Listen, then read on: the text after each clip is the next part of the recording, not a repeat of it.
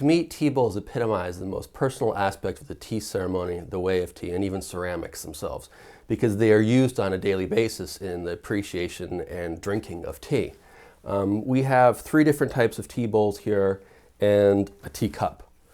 Teacups are generally very small, and in Taiwan and China, you have them such a small size because when you steep the tea, it's very quickly, no more than 30 seconds, 45 seconds, and the pots are very small.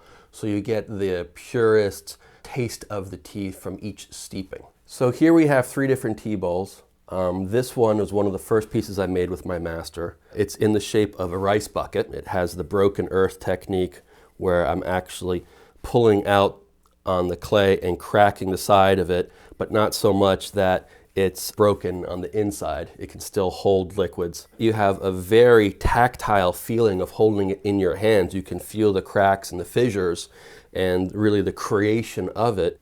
Over here is a Kuro Oribe, which is a black Oribe style tea bowl. The shape of it is not uniform, so that when you hold it, it really moves and is molded to your hands. So when you use it in drinking tea, you are consciously aware of it being a part of you. In Chinese characters, it reads, "This is an opportunity."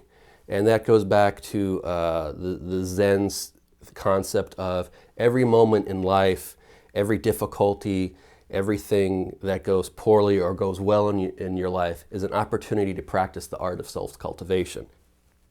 This tea bowl, which is done in the Song Dynasty style glaze that is tortoiseshell, is in the shape of what's called a horse trough. It's a much wider bowl and it's a much shallower bowl, and this would have been used in the hotter months of the spring and summer because it would allow the tea to cool rapidly because the surface is so great, so that you could not burn yourself as you were drinking it. All these pieces of ceramics, since they're held, since they're used on a daily basis, since they're utilitarian in their purpose, but really aesthetic in the pleasing of the form and shape, really give you an opportunity to be aware of yourself as you use and hold them, to be aware of the shape, the form, the weight, how it feels in your hand, but also as you hold it to be aware of what's going on inside you.